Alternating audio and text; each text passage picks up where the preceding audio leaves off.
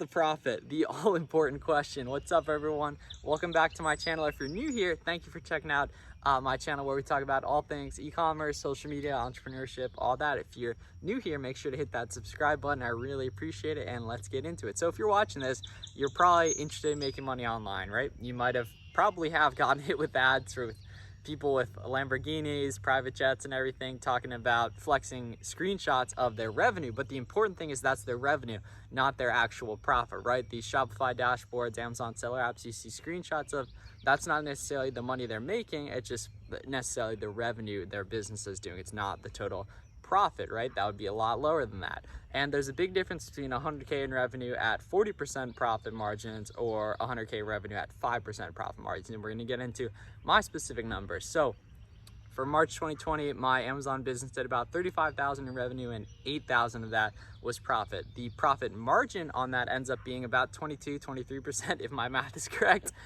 So for every $1 I'm spending and every $1 in revenue I'm doing, 23% of that is profit, right? So that, just based on compounding, that money is going to grow quickly over time, right? But every $1 in revenue you see on like a screenshot isn't necessarily profit, and that's very important because a lot of people get fooled by that.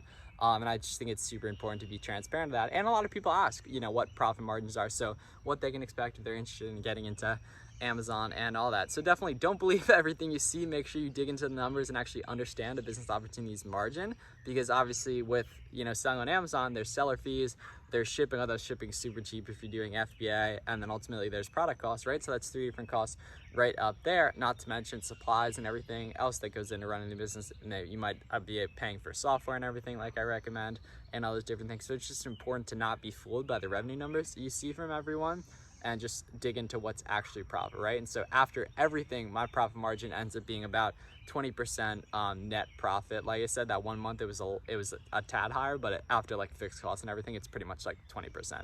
So for every $1 in revenue I'm doing, 20% of that is profit, right? So thank you guys for checking out this video. Please, please, please let me know your recommendations and other videos you want me to make, questions you want answered, and all that. Please do your part in helping me get to 500 subscribers by clicking the link down below. I really appreciate it, and I will see you guys in the next one.